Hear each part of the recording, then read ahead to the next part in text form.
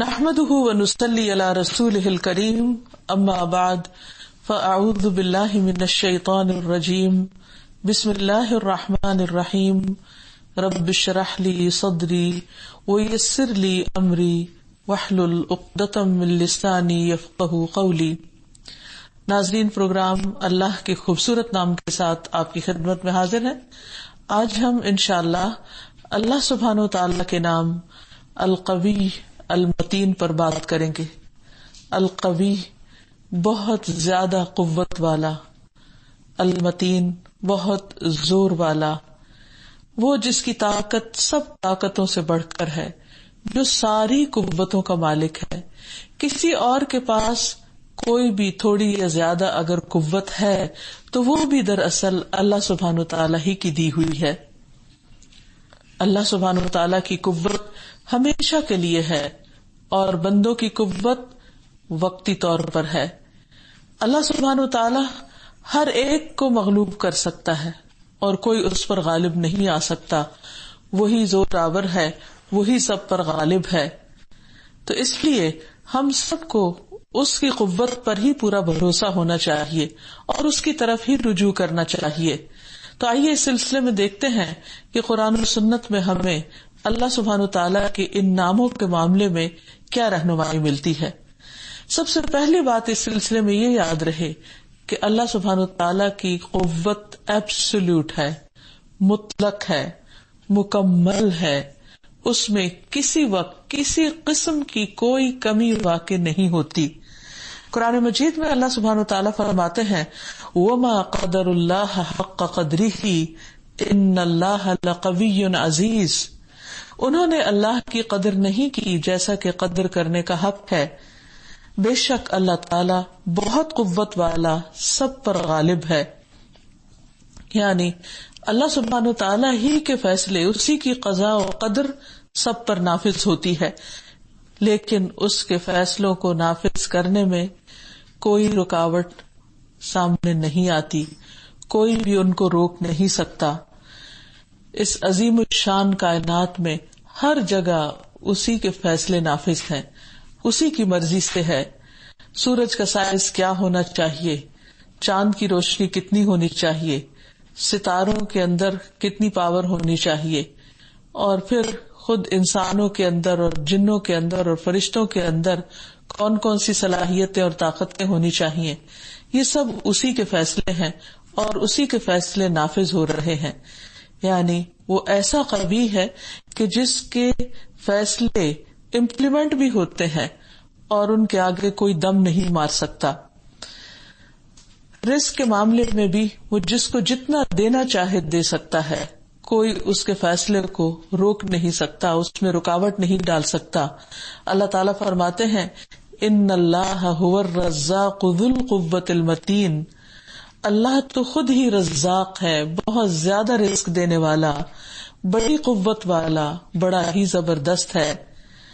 کوئی اس کے فیصلے کو بدل نہیں سکتا۔ واللہ یحکم لا معقب لحکمہ۔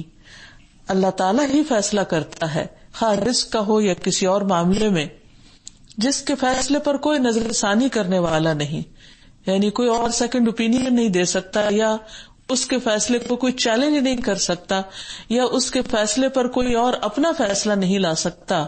اسی کا فیصلہ نافذ ہو کر رہتا ہے۔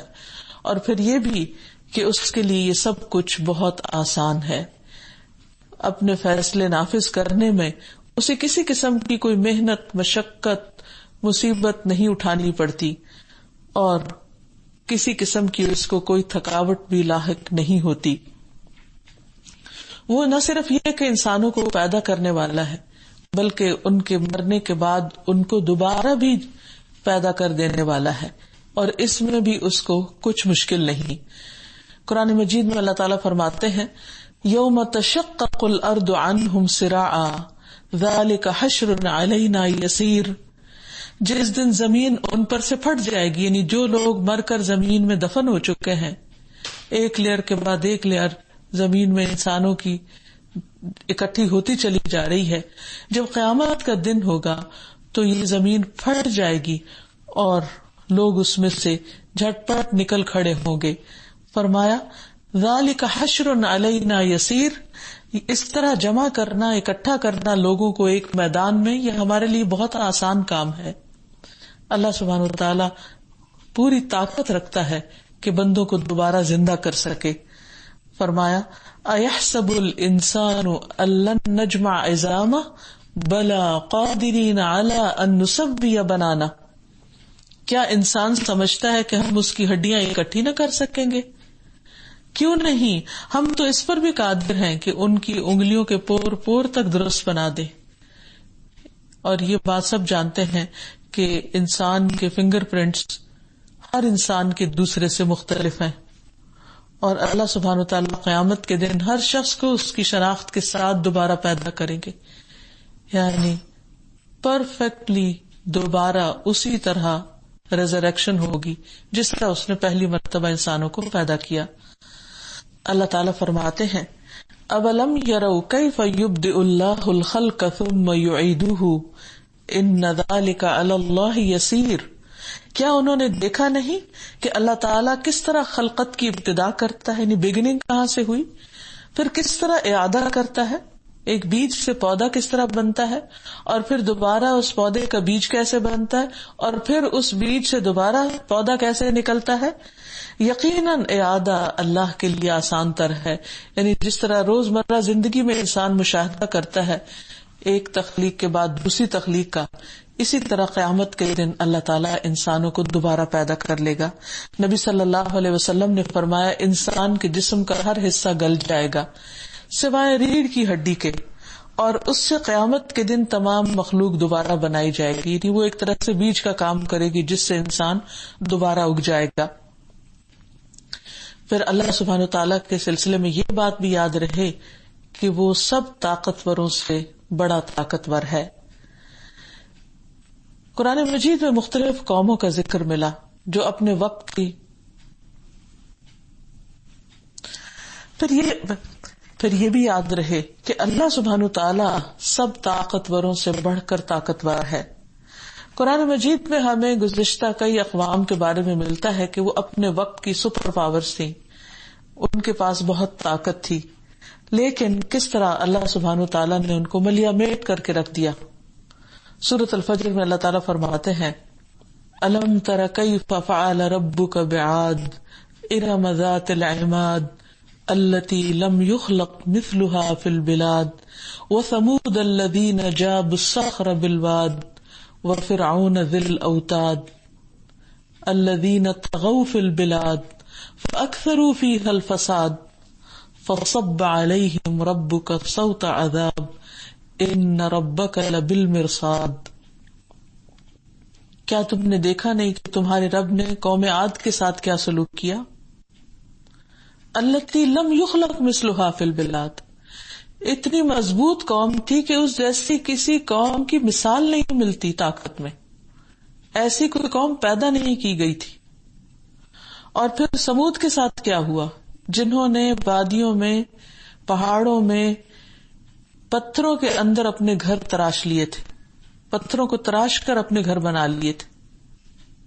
اور پھر فرعون جو کیلوں والا تھا، جس کی بے شمار آرمیز تھی، بہت طاقتور تھا، ان سب نے زمین میں فساد برپا کر رکھا تھا، سرکشی برپا کر رکھی تھی اپنی طاقت کی وجہ سے، اور انہوں نے بہت زیادہ فساد کر دیا تھا۔ فَأَكْثَرُوا فِيهَا الْفَسَاد، تو کیا ہوا بالآخر اللہ کی طاقت کے مقابلے میں نہیں ٹھہر سکے۔ فَصَبَّ عَلَيْهِمْ رَبُّكَ صَوْتَ عَذَاب، تیرے رب نے ان پر عذاب کا کوڑا برسا دیا۔ إِنَّ رَبَّكَ لَبِالْمِرْصَاد، بے شک تیرا رب گھات میں ہے، یعنی وہ دیکھ رہا ہے کہ کون اس کی فرما برداری کرتا ہے اور کون نافرمانی کرتا ہے، اور کون طاقت کے بلبوتے پر سرکشی کر رہا ہے، کون یہ سمجھتا ہے کہ میں بہت پاورفل ہوں اور مجھے کوئی نقصان نہیں دے سکتا۔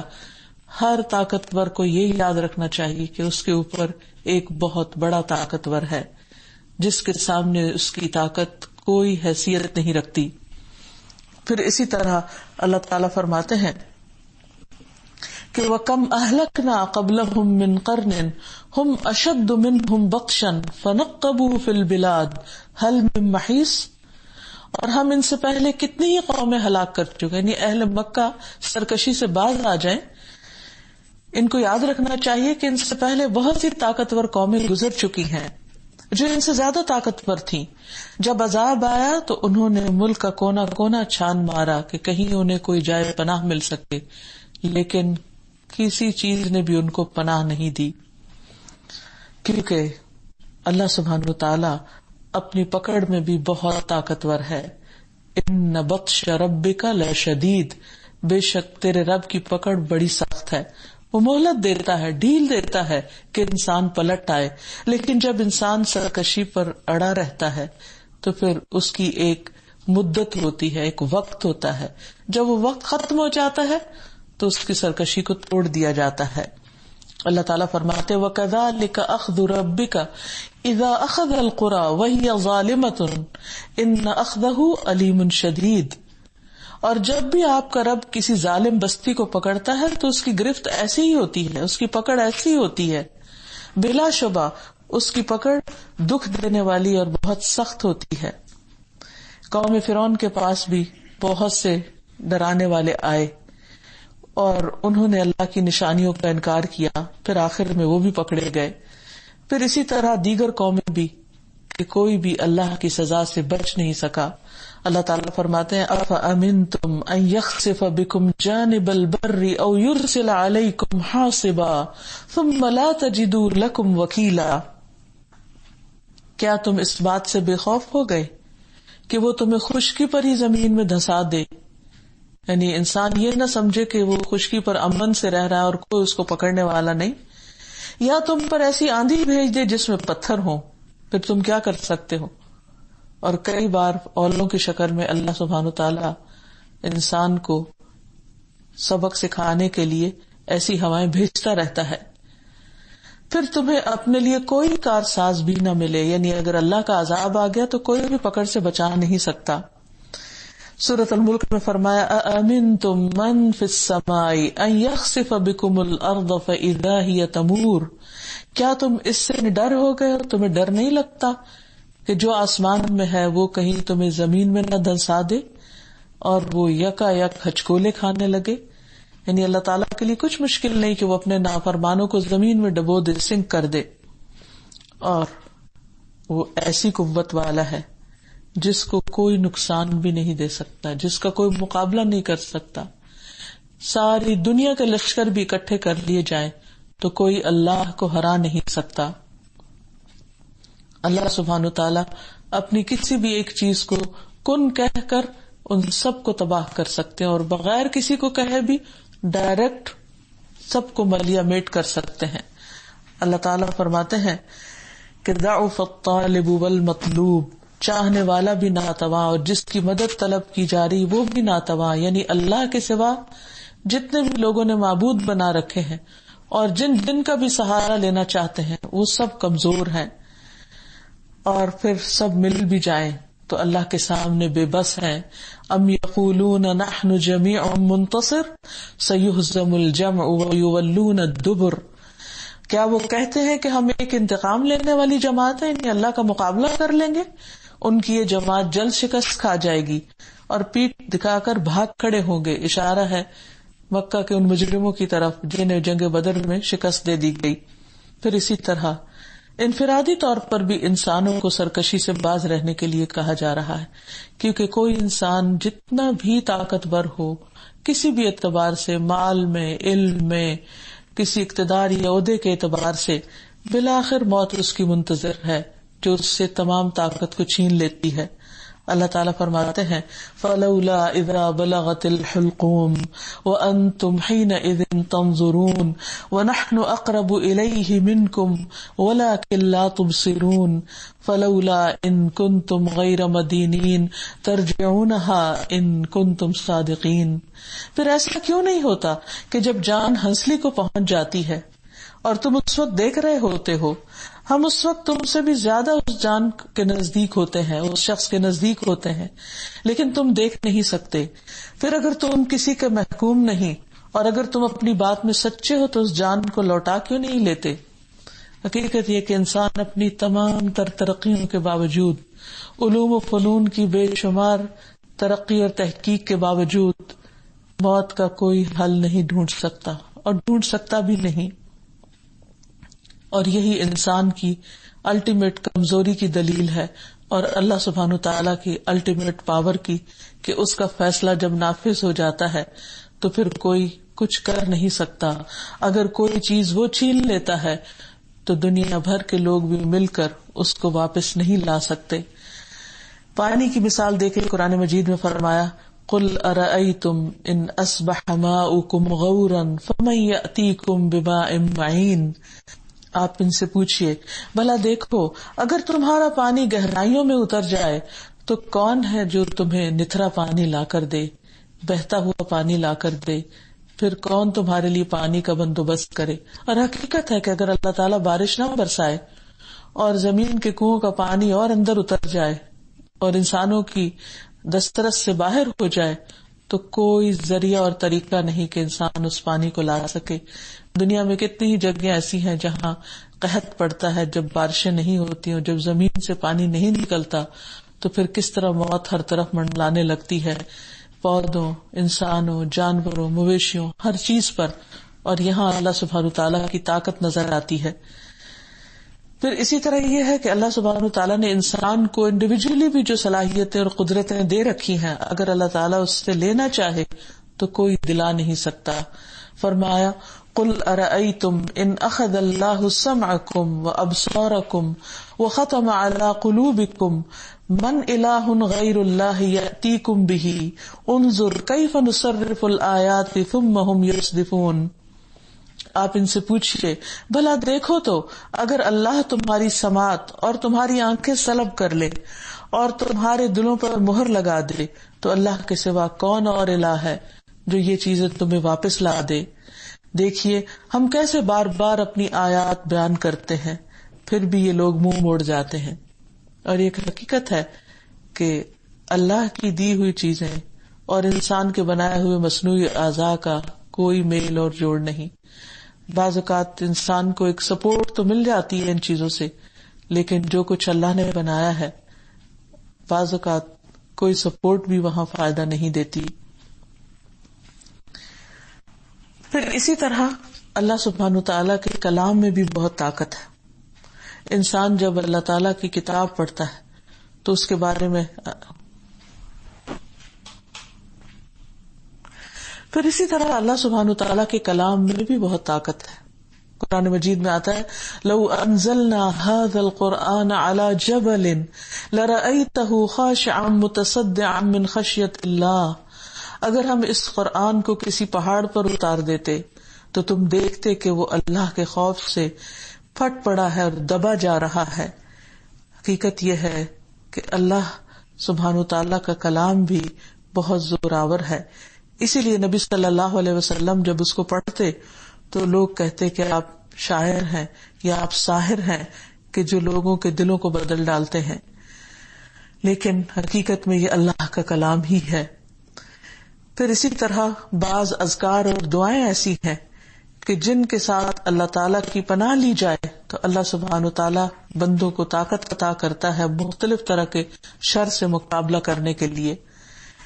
پھر اسی طرح اللہ سبحانہ تعالیٰ کی باقی تخلیق پر بھی غور کرنا چاہیے جس سے اللہ تعالیٰ کی قوت اور اللہ کے المتین ہونے کا اندازہ ہو سکتا ہے. مثلاً آسمان کی تخلیق، اس کی وسعت اور اس کی بلندی انسان کو مبہوت کر دیتی ہے.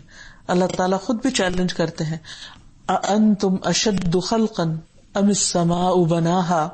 کیا تمہیں پیدا کرنا مشکل کام ہے یا آسمان جسے اس نے بنایا، اللہ نے بنایا. ایک اور جگہ پر فرمایا وَبَنَيْنَا فَوْقَكُمْ سَبْعًا شِدَادًا.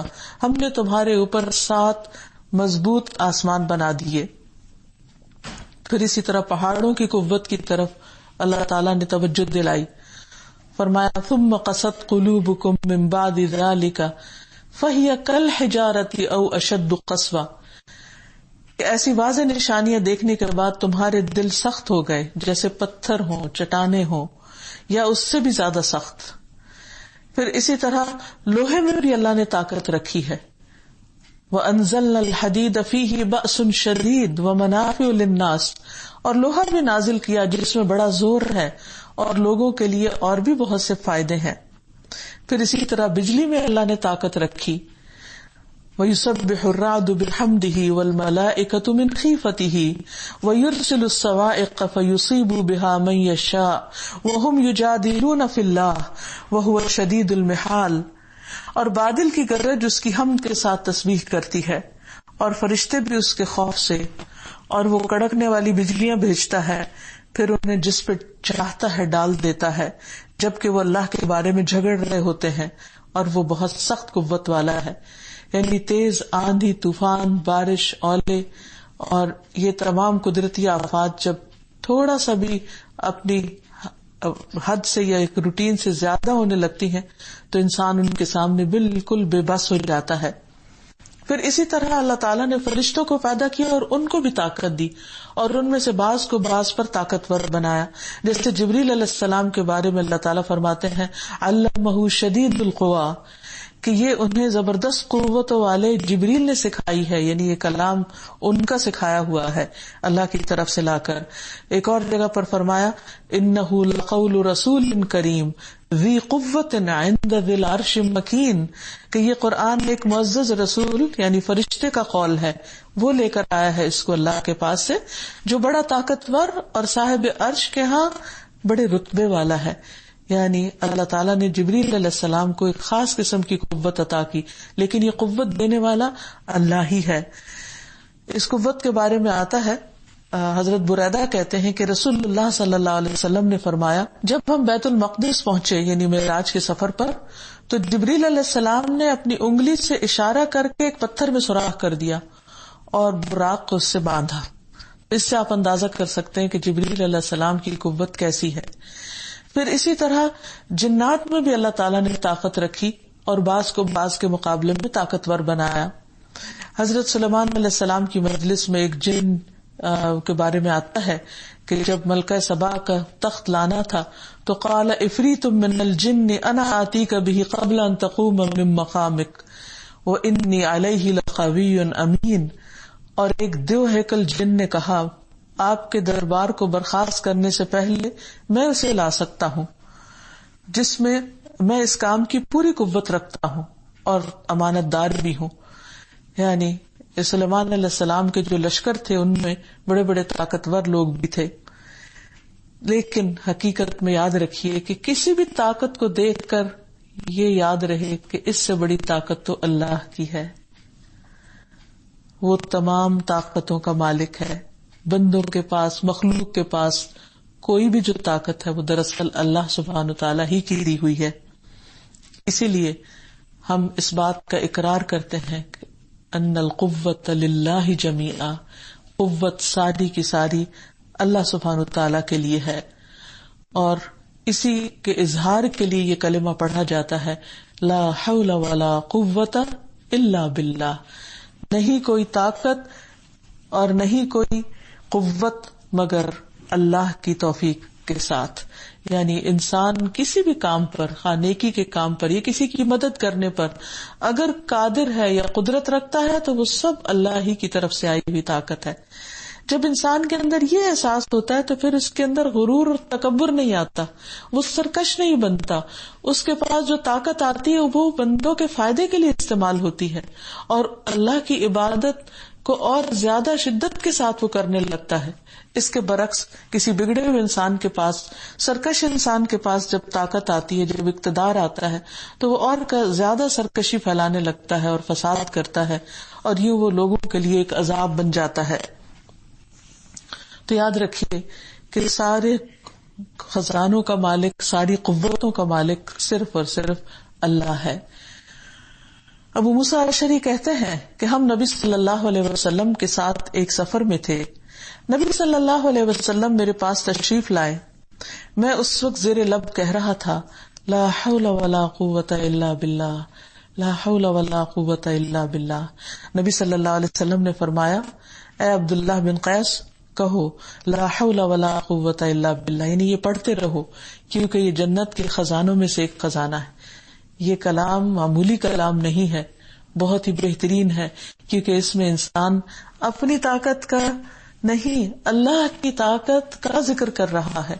اور اگر اس کے پاس کچھ بھی ہے، حتیٰ کہ ایک ہاتھ اٹھانے کی بھی طاقت ہے، یا ایک مکھی کو مارنے کی بھی اگر انسان میں طاقت ہے، یا کوئی ذہنی طاقت ہے، یا بولنے کی طاقت ہے، یا دیکھنے کی، یا کسی بھی طرح کی، تو انسان اگر اس کا اظہار کرتا رہے، ذکر کرتا رہے، تو انشاءاللہ تکبر سے محفوظ رہے گا. کیونکہ تکبر اتنی بری بلا ہے کہ اگر کسی کے دل میں ایک رائی کے دانے برابر بھی ہو تو وہ اس کے لیے جنت میں داخلے سے رکاوٹ کا ذریعہ بن جائے گا. تو اس کو دور کرنے کا طریقہ یہی ہے کہ انسان اللہ کی طاقت کا چرچا کرتا رہے. جب انسان یہ کہتا ہے تو دراصل بندہ اپنے آپ کو اللہ کے سپرد کر دیتا ہے اور اللہ تعالیٰ اس کا ضامن ہو جاتا ہے. لا حول ولا قوت الا باللہ جنت کے دروازوں میں سے ایک دروازہ بھی ہے. قیس بن سعد کہتے ہیں کہ ایک مرتبہ ان کے والد نے نبی صلی اللہ علیہ وسلم کی خدمت کے لیے مجھے بھیجا. نبی صلی اللہ علیہ وسلم میرے پاس سے گزرے تو اس وقت میں نماز پڑھ چکا تھا. نبی صلی اللہ علیہ وسلم نے مجھے اپنے پاؤں کے ساتھ ٹھوکر ماری اور فرمایا، کیا میں تمہیں جنت کے دروازوں میں سے ایک دروازے کا نہ بتاؤں؟ میں نے عرض کیا، کیوں نہیں؟ نبی صلی اللہ علیہ وسلم نے فرمایا، وہ دروازہ لا حول ولا قوت الا باللہ ہے. کیونکہ اس طرح بندہ اپنے آپ کو دراصل اللہ تعالیٰ کے سپرد کر دیتا ہے کہ اللہ میرے پاس کوئی طاقت نہیں، میرے پاس کوئی زور نہیں، سب کچھ تو تیرا ہی ہے اور جو تو چاہے وہی ہوتا ہے. اور حقیقت بھی یہی ہے کہ ما شاء اللہ کان وما لم یشاء لم یکن، جو اللہ چاہتا ہے وہ ہوتا ہے اور جو وہ نہیں چاہتا نہیں ہوتا. پھر یہ کلمہ اتنا خوبصورت ہے کہ اس سے جنت میں پودے لگتے ہیں. ابن عمر کہتے ہیں رسول اللہ صلی اللہ علیہ وسلم نے فرمایا، کثرت سے جنت کے پودے لگاؤ، بے شک اس کا پانی میٹھا اور اس کی مٹی پاک ہے، اس کے پودوں کو کثرت سے لگاؤ. انہوں نے کہا، یا رسول اللہ صلی اللہ علیہ وسلم اس کے پودے ہیں کیا؟ فرمایا، ما شاء اللہ لا قوت الا باللہ لا حول ولا قوت الا باللہ. یعنی ما شاء اللہ اور لا حول ولا قوت الا باللہ پڑھنے سے جنت میں پودے لگتے ہیں. ظاہر ہے کہ جنت تو ایک چٹیل میدان ہے اور اس میں وہی کچھ ملے گا انسان کو جو یہاں سے تیار کر کے جائے گا، یہاں سے لگا کے جائے گا. اس کلمے کی کثرت کا بھی حکم دیا گیا ہے. ابو ذر کہتے ہیں کہ مجھے میرے خلیل نے 7 چیزوں کی وصیت کی کہ میں مساکین سے محبت کروں، ان سے قریب رہوں، اپنے سے نیچے والے کو دیکھوں، اوپر والے کو نہ دیکھوں، میں صلہ رحمی کروں اگرچہ کوئی مجھ سے رشتہ توڑے، اور یہ کہ میں لا حول ولا قوت الا باللہ کی کثرت کر دوں اور حق بات کہوں خواہ وہ تلخ ہی کیوں نہ ہو، اور میں اللہ کے بارے میں کسی ملامت کرنے والے کی ملامت کی پرواہ نہ کروں، اور یہ کہ میں لوگوں سے کچھ نہ مانگوں. پھر یہ ہے کہ یہ کلمہ انسان کو کفایت کرنے والا ہے.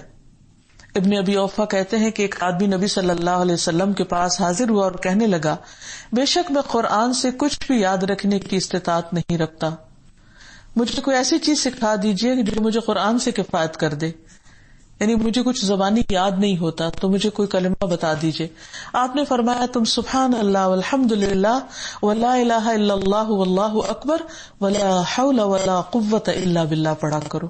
یعنی اتنی زیادہ فضیلت ہے اس ذکر کی. پھر یہ اللہ کا محبوب کلام ہے. ابو ذر کہتے ہیں آپ نے فرمایا، اللہ کے نزدیک سب سے محبوب بات سبحان اللہ لا شریک لہ لہ الملک ولہ الحمد وہو علی کل شیء قدیر لا حول ولا قوت الا باللہ سبحان اللہ وبحمدہ ہے. اور یہ کلمات انسان کے گناہوں کا کفارہ بن جاتے ہیں. پھر اسی طرح آذان میں جب مؤذن حی علی الصلاۃ اور حی علی الفلاح کہے تو اس کے جواب میں بھی انسان کہے کہ لا حول ولا قوت الا باللہ. پھر یہ بھی یاد رہے کہ اللہ سبحانہ وتعالی خود غالب ہے اور اس کی دی ہوئی قوت سے اس کے بندے بھی غالب آتے ہیں. اللہ تعالیٰ کا وعدہ ہے، کتب اللہ لأغلبن انا ورسلی ان اللہ قوی عزیز. اللہ نے لکھ دیا ہے کہ ضرور میں غالب رہوں گا اور میرے رسول بھی یقیناً. یعنی ان کو بھی اللہ تعالیٰ غلبہ عطا کرے گا، اور تاریخ اس بات پر گواہ ہے. قرآن مجید میں متعدد بار یہ بات پتہ چلتی ہے کہ کم تعداد میں ہونے کے باوجود رسول اور ان کی جماعت ہمیشہ غالب رہے. یقیناً اللہ بڑی قوت والا اور سب پر غالب ہے، اور اللہ سبحانہ و تعالیٰ اپنے ہر کام پر غالب ہے، وہ جو چاہے کر سکتا ہے. سورۃ یوسف میں آتا ہے واللہ غالب علی امرہ ولکن اکثر الناس لا یعلمون، اور اللہ اپنا حکم نافذ کرنے پر غالب ہے لیکن اکثر لوگ یہ بات جانتے نہیں ہیں، اور وہ جلد مایوس ہو جاتے ہیں اور وہ سمجھتے کہ شاید اللہ تعالیٰ ان کا کام کرنے والا نہیں. پھر اسی طرح کوئی چیز اس کو عاجز نہیں کر سکتی، کوئی چیز اس کو نیچا نہیں دکھا سکتی. اور پھر اللہ تعالیٰ جب اپنے بندوں کو غالب کرتا ہے تو ان بندوں کو بھی کوئی نیچا نہیں دکھا سکتا. فرمایا وَلَيَنْصُرَنَّ اللَّهُ مَن يَنْصُرُهُ إِنَّ اللَّهَ لَقَوِيٌّ عَزِيزٌ، یقیناً اللہ ضرور اس کی مدد کرے گا جو اس کی مدد کرے گا، بے شک اللہ تعالیٰ بہت قوت والا اور سب پر غالب ہے. اس لیے بندوں کو چاہیے کہ وہ کثرت کے ساتھ اللہ تعالیٰ سے دعا کرتے رہیں اور اللہ ہی کی دی ہوئی طاقت کے ساتھ دنیا میں پیش آنے والی مشکلات کا مقابلہ کریں. نبی صلی اللہ علیہ وسلم نے یہ بھی فرمایا کہ میری امت کا ایک گروہ ہمیشہ غالب رہے گا یہاں تک کہ قیامت آ جائے گی، اور وہ غالب ہی ہوں گے. یعنی ایمان کی وجہ سے اور حق کے دلائل ہونے کی وجہ سے اور صحیح رستے پر ہونے کی وجہ سے کوئی ان کے عقائد کو بگاڑ نہیں سکے گا.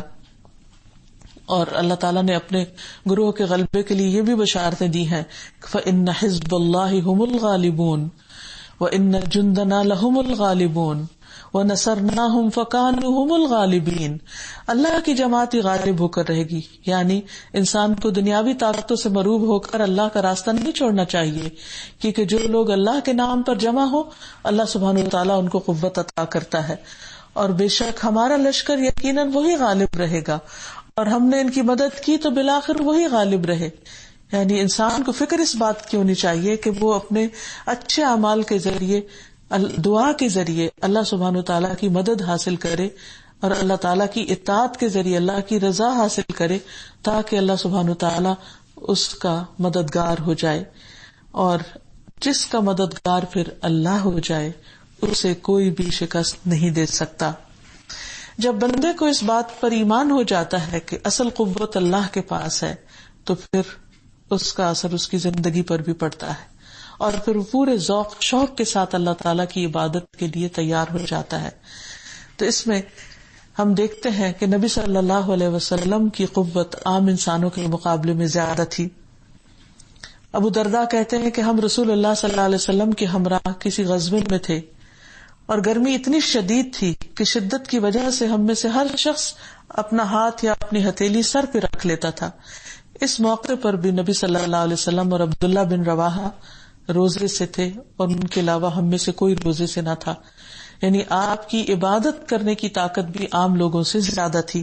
اسی طرح موسیٰ علیہ السلام کی صفت کے بارے میں پتہ چلتا ہے کہ وہ بھی بہت قوت والے تھے.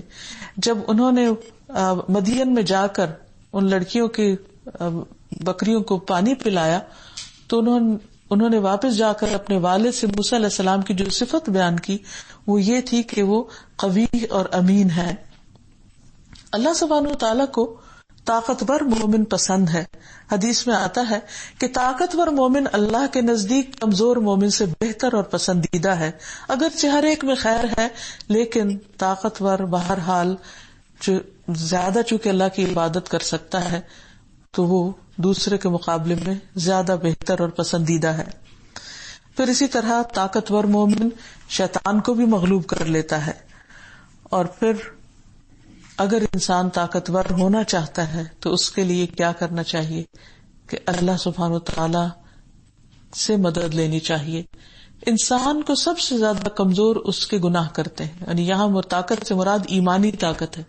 یعنی یہ ہو سکتا ہے کہ ایک شخص جسمانی طور پر کمزور ہو لیکن ایمان کی طاقت کے بلبوتے پر وہ ہر وقت اللہ کی اطاعت میں لگا رہے، عبادت بھی بہترین طریقے سے کرے، ذکر اذکار بھی اور باقی نیک کاموں میں بھی آگے ہو. لیکن انسان کو جو چیز کمزور کرتی ہے اس کے گناہ، تو اس کے لیے طاقت کی کا طاقت حاصل کرنے کا ذریعہ یہ ہے کہ انسان پھر استغفار کی کثرت کرے. قرآن مجید میں اللہ سبحانہ وتعالی فرماتے ہیں وَيَا قَوْمِ اسْتَغْفِرُوا رَبَّكُمْ ثُمَّ تُوبُوا إِلَيْهِ يُرْسِلِ السَّمَاءَ عَلَيْكُمْ مِدْرَارًا وَيَزِدْكُمْ قُوَّةً إِلَىٰ قُوَّتِكُمْ وَلَا تَتَوَلَّوْا مُجْرِمِينَ. اور اے قوم اپنے پروردگار سے معافی مانگو، پھر اسی کے آگے توبہ کرو، وہ تم پر موسلادھار بارش برسائے گا اور تمہاری موجودہ قوت پر مزید قوت کا اضافہ کرے گا، اور تم مجرموں کی طرح منہ نہ پھیرو. یعنی اگر تم سمجھتے ہو کہ تمہیں اللہ کی مدد چاہیے تو پھر اس کے لیے اپنے گناہوں سے معافی مانگ لو. حقیقت یہ ہے کہ بندہ مومن کو اللہ تعالیٰ جب کسی بھی قسم کی کوئی طاقت دیتا ہے تو پھر وہ واپس اس کو اللہ کے راستے میں انویسٹ کرتا ہے، اور یہ اس کے لیے دنیا اور آخرت دونوں کے اعتبار سے بہتر ہوتا ہے. اللہ سبحانہ تعالیٰ بندے کو جب طاقت دے تو پھر وہ اس کا استعمال کیسے کرے؟ سب سے پہلی بات تو یہ ہے کہ اس طاقت کو اللہ کے دین کو سیکھنے میں لگائے، اس کو سکھانے میں لگائے، اس کو پھیلانے میں لگائے. اللہ سبحانہ تعالیٰ نے جب یحییٰ علیہ السلام کو کتاب دی تو فرمایا یا یحییٰ خذ الکتاب بقوہ، اے یحییٰ کتاب کو مضبوطی سے تھام لو. موسیٰ علیہ السلام کو اللہ تعالیٰ نے جب تورات کی تختیاں دی تو فرمایا فخذھا بقوہ، ان کو مضبوطی سے پکڑو.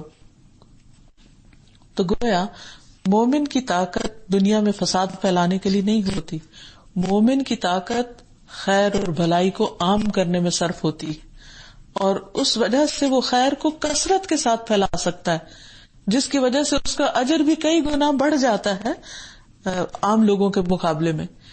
پھر اسی طرح انسان کو مختلف سکلز سیکھنے چاہیے، وہ بھی اس کے لیے قوت کا باعث ہوتے ہیں. مختلف علوم سیکھنے چاہیے، دینی اور دنیاوی دونوں طرح کے علوم، اور پھر انہیں اللہ تعالی کی اطاعت میں لگانا چاہیے.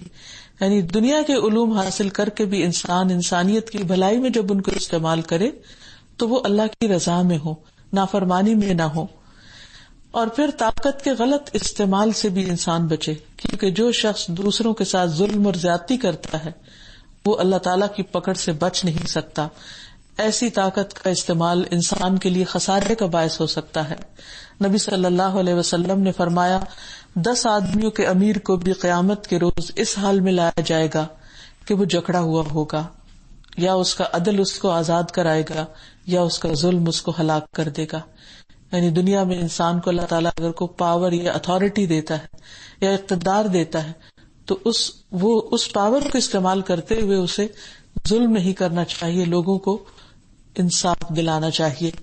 پھر اسی طرح نہ صرف یہ کہ انسانوں کو انسان اپنے ظلم سے بچائے بلکہ جانوروں کو بھی ظلم سے محفوظ رکھے. نبی صلی اللہ علیہ وسلم نے فرمایا اگر تمہارے وہ گناہ معاف ہو جائیں جو تم جانوروں پر کرتے ہو تو بہت سے گناہ معاف ہو جائیں گے. یعنی انسان سمجھتا ہے کہ یہ بے جان ہے، یہ کوئی جواباً احتجاج نہیں کر سکتے، ہمارا کچھ بگاڑ نہیں سکتے، تو ہم ان کے ساتھ جیسا چاہیں سلوک کریں، جتنا چاہے سامان ان پہ لا دیں، جیسے چاہے کھانا دیں، پیاسا رکھیں، کچھ بھی کریں، ہمارا کچھ بگڑے گا نہیں، کیونکہ یہ ہمارا کچھ کر نہیں سکتے، نقصان نہیں دے سکتے ہمیں. حالانکہ مومن ہر ایک کے لیے رحیم، شفیق اور مہربان ہوتا ہے. اس کی قوت اللہ کی اطاعت میں لگتی ہے، کسی پر ظلم کرنے میں نہیں. اور آخر میں یہ کہ جب انسان کو اللہ سبحانہ تعالیٰ کی ان صفات کا علم ہو جائے تو پھر اللہ تعالیٰ سے دعا بھی کرے اور اللہ تعالیٰ کی قوت کا اقرار کرتے ہوئے اور اپنی عاجزی کا اظہار کرتے ہوئے دعا کرے. جیسے ہم دیکھتے ہیں حضرت عائشہ بیان کرتی ہیں کہ رسول اللہ صلی اللہ علیہ وسلم رات کو سجدہ قرآن میں یہ دعا تکرار سے پڑھا کرتے تھے: سجد وجہی للذی خلقہ وشق سمعہ وبصرہ بحولہ وقوتہ. میرا چہرہ اس ذات کے لیے سجدہ ریز ہے جس نے اس کو پیدا کیا اور اپنی طاقت اور قوت سے اس کے آنکھ اور کان بنائے. یعنی ہمارے جسم میں جو کچھ ہے یہ دراصل اللہ کی طاقت اور قدرت سے بنا ہے، کسی انسان کی نہیں. پھر اسی طرح انسان جب کھانا کھائے یا لباس پہنے تو اس وقت بھی اللہ تعالیٰ کی طاقت کا ذکر کرتے ہوئے دعا کرے اور شکر ادا کرے.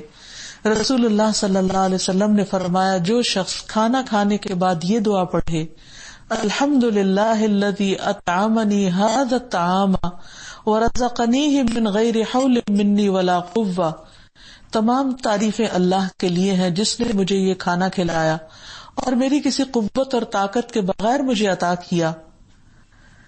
اس کے اگلے اور پچھلے گناہ معاف کر دیے جائیں گے. اب انسان کھانا کھا کر اٹھا ہے لیکن اللہ کی طاقت اور اللہ کی بڑائی کا ذکر کر رہا ہے تو وہ کھانا بھی اجر و ثواب کا باعث ہے. اور جو شخص لباس پہن کر یوں دعا کرے الحمد للہ الذی کسانی ھذا الثوب ورزقنیہ من غیر حول منی ولا قوہ، کہ اللہ کا شکر جس نے مجھے یہ لباس پہنایا اور میری کسی قوت اور طاقت کے بغیر مجھے عطا کر دیا، اس کے اگلے پچھلے گناہ معاف کر دیے جاتے ہیں. اور جب انسان کسی بھی قسم کی اپنے اندر کمزوری یا ویکنس محسوس کرے تو اللہ کی قوت کا وسیلہ دے کر اللہ کو پکارے. اللہ سبحانہ وتعالی ہمیں ہمارے نفس کے شر سے بچائیں اور ہمارے شر سے دوسروں کو محفوظ رکھیں، اور جو بھی اللہ نے ہمیں نعمتیں عطا کی ہیں انہیں اپنی راہ میں اور اپنی فرما برداری میں لگانے کی توفیق عطا کریں. وآخر دعوانا ان الحمد للہ رب العالمین. سبحانک اللہم وبحمدک اشہد ان لا الہ الا انت استغفرک واتوب الیک. السلام علیکم ورحمۃ اللہ وبرکاتہ.